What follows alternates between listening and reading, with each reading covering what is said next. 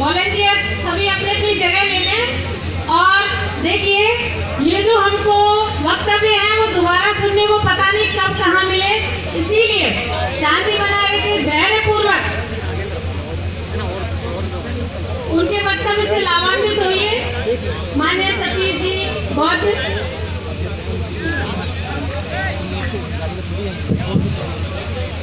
महाकारुण्य तथागत भगवान गौतम बुद्ध जी के चरणों में नमन करते हुए मनुवाद की रीढ़ की हड्डी को अपने जूते की ठोकर मार मार कर तोड़ने वाले ऐसे पेरियार ईवी रामास्वामी नायकर जी के चरणों में नमन करते हुए लंदन में जाकर जनरल डायर की छाती में गोली मारकर अपना नाम शहीदों में शुमार कराने वाले सरदार उधम सिंह जी के चरणों में नमन करते हुए इन शोषित पीड़ित दबे कुचले समाज के लोगों में शिक्षा का बीज रोपित करके इन्हें शिक्षा के पथ पर आगे लेकर आने वाले महामना महापरिनिर्वाण प्राप्त ज्योतिबा फूले जी के चरणों में नमन करते हुए खूब लड़ी मर्दानी वो तो झांसी वाली रानी थी। इस झांसी वाली रानी को झांसी के किले में ही कैद कर लिया अंग्रेजों ने और सुरंग के रास्ते से बाहर निकाल कर लाए और इंग्लैंड ले गए और इंग्लैंड में जाकर के तोप के मुहाने पर बांध करके इसके चिथड़े बखेर दिए।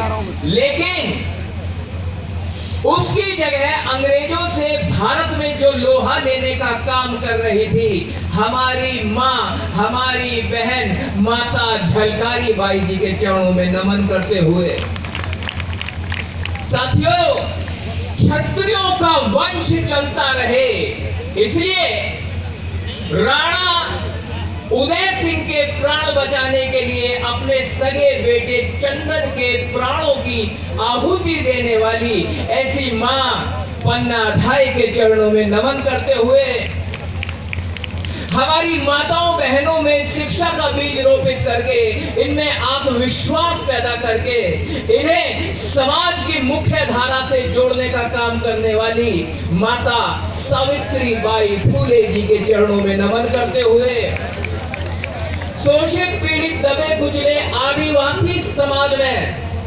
आत्मविश्वास पैदा किया और समाज की मुख्य धारा से जोड़ने का काम किया ऐसे महामना महापरिनिर्वाण प्राप्त बिरसा मुंडा जी के चरणों में नमन करते हुए पूरे भारत में बाबा साहब डॉक्टर भीमराव अंबेडकर की विचारधारा का अलख जगाने वाले, पूरे देश में नीले रंग का महत्व समझाने वाले, पूरे देश में बाबा साहब डॉक्टर भीमराव अंबेडकर को पुनर्जीवित करके संसद में बाबा साहब की प्रतिमा लगा करके पूरे समाज को संदेश दिया कि आओ और सत्ता की चाबी अपने हाथ में ले लो।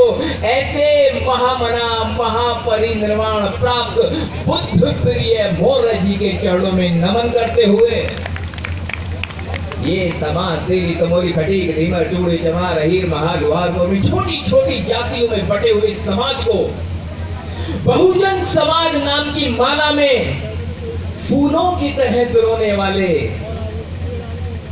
महामना महापरिनिर्वाण प्राप्त मान्यवर साहब काशी राम जी के चरणों में नमन करते हुए और साथियों, समाज में पैदा हुए समस्त संत गुरु वीर वीरांगनाएं सबके चरणों में नमन करते हुए संत शिरोमणि रविदास जी के चरणों में नमन करते हुए संत शिरोमणि कबीरदास जी के चरणों में नमन करते हुए संत तुकाराम, संत घासीदास, संत गाड़गे, गुरु नानक देव और साथियों, विश्व का सबसे बड़ा लिखित संविधान भारत को देने वाले, एक भारत को लोकतांत्रिक राष्ट्रवाद की नीति समझाने वाले, यहाँ बैठे हुए हर एक व्यक्ति में आत्मविश्वास पैदा करके वोट की ताकत देने वाले, पूरे भारत को प्रजातांत्रिक व्यवस्था में बदलने वाले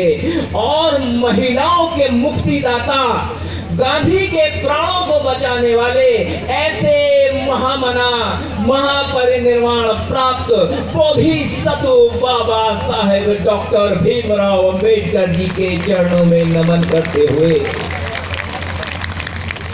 कार्यक्रम में आए हुए दूर दराज से सभी विद्वान साथी, मेरी माताएं, बहनें और मंच की शोभा बढ़ाने के लिए आए दूर दराज से वक्तागण, इन सभी को मेरा क्रांतिकारी जय भीम। और मैं सतीश बौद्ध आप सभी को हार्दिक साधुवाद देता हूं। जिंदगी की भागदौड़ में से ये चंद लम्हे चुरा करके आपने पूरे समाज के चरणों में जो अर्पित किया है, उसके लिए आप सभी लोग साधुवाद के पात्र हैं। और जय भीम का जवाब जय भीम से एक बार हो जाए। दोनों हाथों पर कर साहब, दोनों हाथ, सारे लोग ऊपर करेंगे, मेरे साथ बोलेंगे जय भीम, जय भीम, जय भीम, जय भीम, जय भीम। जब तक कलेजे में आग ना हो तो वो होठों तक नहीं आती।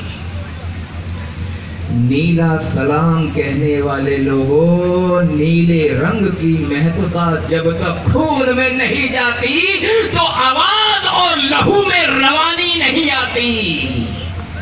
कलेजा फट जाता है जब समाज की तरफ आंखें उठाकर देखते हैं। कलेजा फट जाता है जब पता चलता है कि जिन तालाबों से कुत्ते, बिल्ली, सूअर, कौवे, तोते, चील, बाज पानी पी सकते थे, उन सार्वजनिक तालाबों से इस समाज के लोगों को पानी पीने की इजाजत नहीं थी। अरे बाबा साहब डॉक्टर भीमराव अंबेडकर जब पढ़ने जाते थे, घर आए, माँ से कहा, माँ मैं पूरे दिन स्कूल में था, लेकिन मटके से मुझे किसी ने पानी नहीं लेने दिया। माँ से पूछ रहे हैं, माँ ऐसा क्यों? तो माँ कह रही है, बेटा हमारी जात ही कुछ ऐसी है। तो माँ से पूछते हैं, माँ एक सवाल है जो परेशान करता मुझे दिन रात है। माँ एक बात बतला कि होती क्या इंसानी जात है। माँ ने कहा, बेटा जब इंसान इंसान में फर्क करने लगता है, जब इंसान इंसान को हीन दृष्टि से देखने लगता है, जब इंसान इंसान से बड़ा या छोटा महसूस करने लगता है, जब इंसान के कलेजे में अत्याचार करने की भावना पैदा हो जाती है, जब इंसान के कलेजे में दूसरे की बहन बहन दिखाई नहीं देती, जब इंसान के कलेजे में दूसरे की माँ माँ दिखाई नहीं देती, वो आदमी जातिवाद की बीमारी का शिकार होता है।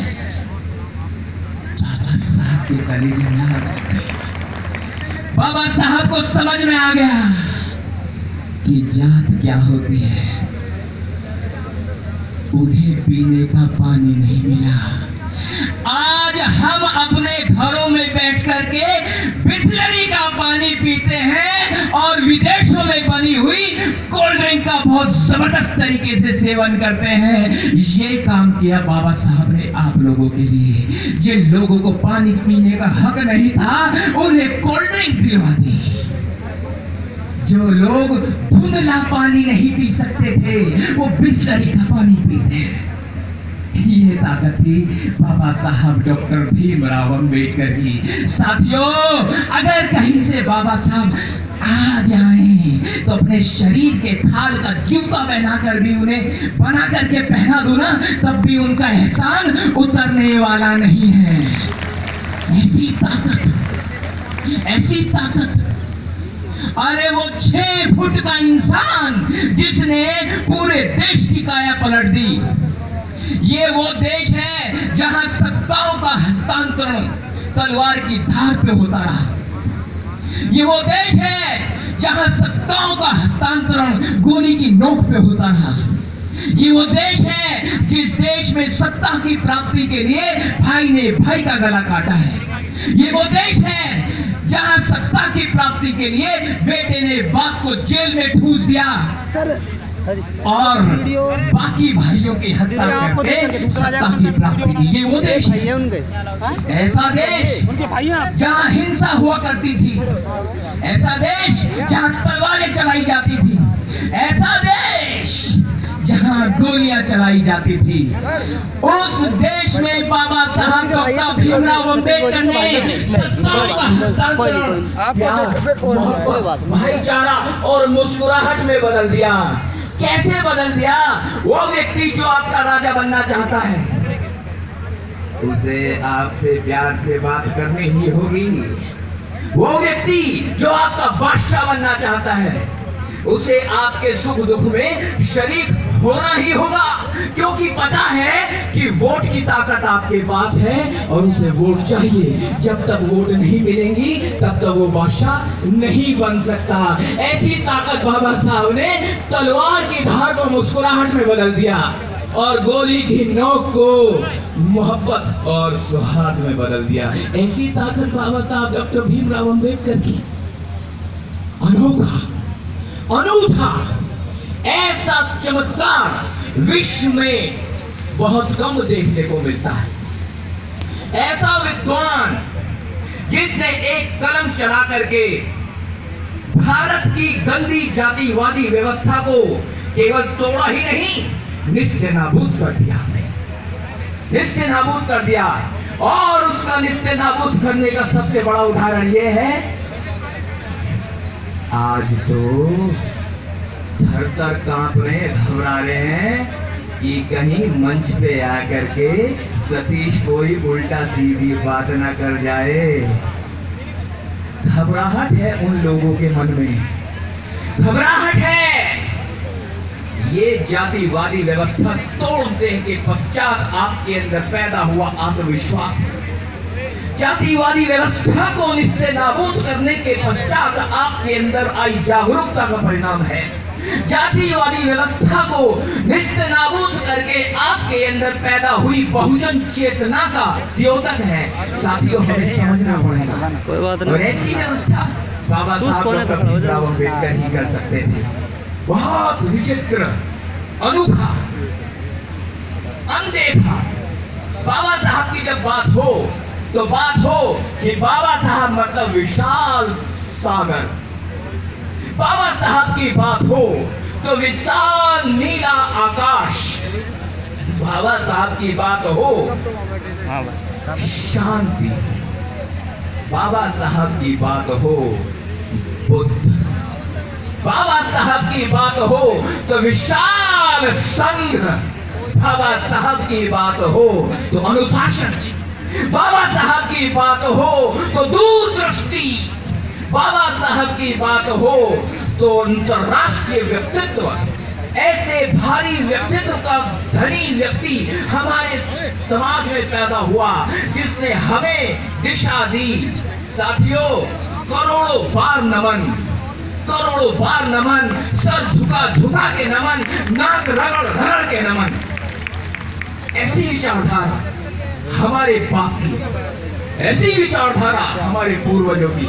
साथियों, जब ये मनुवादी ताकत के लोग ढूंढते हैं कि हम किसको भारत रत्न दें, तो उन्हें ढूंढने से कोई दिखाई नहीं देता। और अगर ये सरकार ओपन कर दे कि भारत रत्न दिया जाए, तो याद रखना, आपके इतने सारे महापुरुष हैं कि लाइन खत्म नहीं होगी महापुरुषों की, इनके हाथ थक जाएंगे भारत रत्न देते देते। इतने महापुरुष हमारे हैं। आपने देखा मेरा नमस्कार ही कितना बड़ा था, और वो उनमें से तो बहुत सारों के मैंने नाम ही नहीं लिए। इतनी बड़ी फहरिस्त है हमारे बुजुर्गों की, हमारे पूर्वजों की, इतनी बड़ी ताकत। साथियों, बात बड़ी गंभीर है और मैं साधुवाद देना चाहूंगा स्वाभिमान संघ परिवार के सभी साथियों को, जिन्होंने मिलजुल करके इतना बड़ा कार्यक्रम करने का जो हिम्मत दिखाई है, जो जोश दिखाया है, जो जुनून दिखाया है, वो काबिल तारीफ है। मैं आप सबसे निवेदन करूंगा, क्यों ना यार इन सब लोगों के लिए जिन्होंने इतना बड़ा काम किया है, जोरदार ताली नहीं होनी चाहिए क्या? जोरदार ताली। इतनी बड़ी व्यवस्था, इतना बड़ा काम कर दिया भाई, बहुत बहुत साधुवाद, बहुत बहुत साधुवाद। साथियों, चूंकि वक्ता बहुत सारे हैं, चंद शब्द और कहूंगा, फिर अपनी बात को मैं समाप्त करूंगा, क्योंकि ऑलरेडी जो है काफी वक्ता है, काफी कार्यक्रम है, और मुझे सौभाग्य मिल गया कि आज ओपनिंग मैंने कर दी, बैटिंग मैंने कर दी, अन्यथा अधिकतर प्रोग्राम में लोग मुझसे क्लोजिंग करवाते हैं। बहुत बहुत साधुवाद। अब चंद बातों में अपनी बात खत्म करूंगा।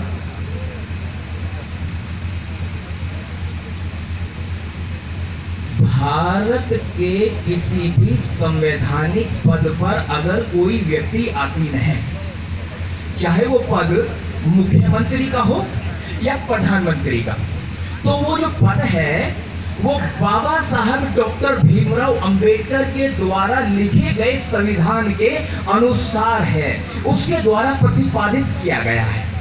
तो जब कोई व्यक्ति उस पद पर आसीन हो जाता है, तो याद रखो उस व्यक्ति को जात, धर्म, वर्ण, संप्रदाय नहीं दिखाई देने चाहिए। उस समय दिखाई देना चाहिए कि ये जो लोग हैं ये सब भारतीय हैं। कौन है ये लोग? भारतीय। हम सब लोग भारतीय हैं या नहीं है? हाँ जी, भारतीय। तो गर्व से कहो हम, गर्व से कहो हम, गर्व से कहो हम। अपने वजूद के हर स्तर पे महसूस करो कि आप भारतीय हो, और ये हक बाबा साहब ने दिया है, और इस हक को जाने मत देना। जब वो व्यक्ति उस संवैधानिक पद पे बैठा है, तो उसे आपको कंसीडर क्या करना चाहिए कि आप भारतीय हैं।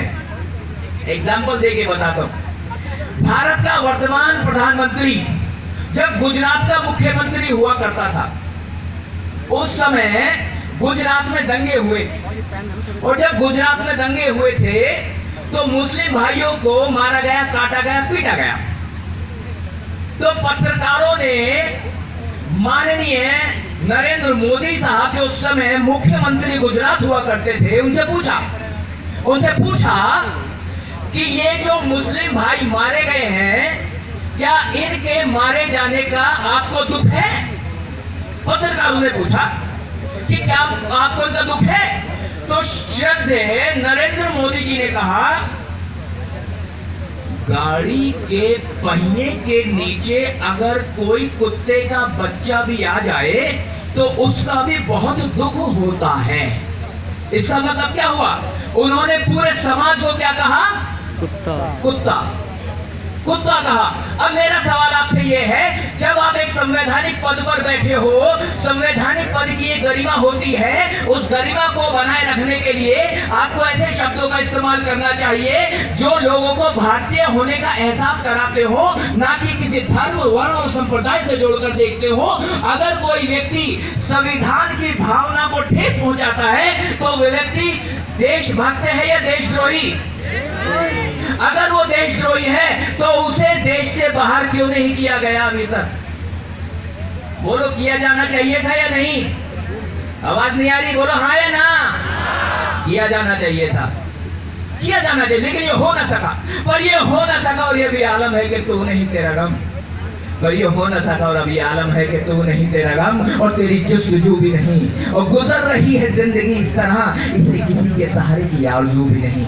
और बस यूं ही रह जाऊंगा कभी खो के मेरी हमनफस, यूं ही रह जाऊंगा कभी खो के मेरी हमनफस,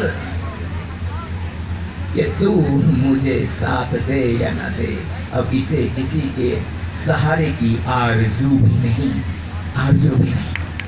वर्तमान, हाँ यार ताली बजाते रहो बीच में, हाँ, हिम्मत से भी आ जाते सही।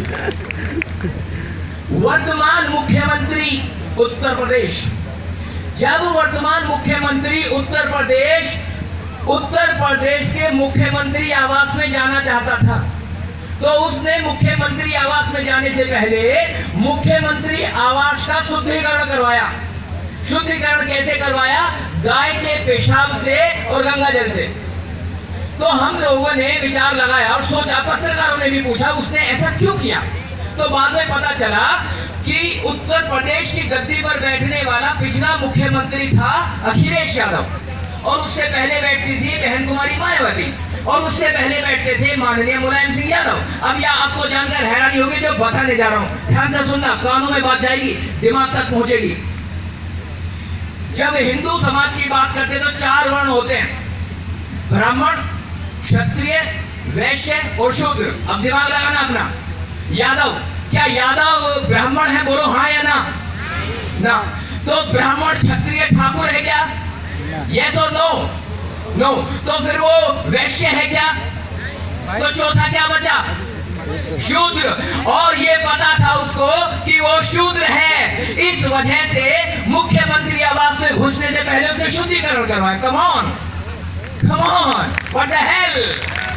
और साथियों सुनो, अगर ये शुद्धिकरण उसने मुख्यमंत्री पद पे होते हुए किया तो बताओ ये देशभक्ति थी या देशद्रोह? जब देशद्रोह था तो उसको देश से बाहर भगाना क्यों नहीं चाहिए? भागना चाहिए, नहीं भागना चाहिए? लेकिन ये हो नहीं पा रहा, ये हो नहीं पा रहा। साथियों बात तो बहुत सारी है, कलेजे में आग बहुत सारी लगी है, और फिर भी कोई बात नहीं, जिंदगी में बार बार मौके आते हैं। और मैं चाहूंगा कि अपनी बात यहाँ समाप्त करूं, पर उससे पहले एक बार करंट फिरते दे दूं ताकि करंट आगे बढ़े। दोनों हाथ ऊपर करो, दोनों हाथ सबके, इधर से भी दोनों हाथ, बोलो मेरे साथ, जय भीम, जय भीम, जय भीम। इन्हीं शब्दों के साथ मैं सतीश बौद्ध अपनी बात को यहीं समाप्त करता हूँ। आप सभी का मुझे सुनने के लिए बहुत बहुत साधुवाद। जिंदगी ने दोबारा मौका दे तो फिर से आऊंगा और पैंतरे और भी हैं, फिर से मिलेंगे। जय भीम, नमो बुद्धाय। बहुत बहुत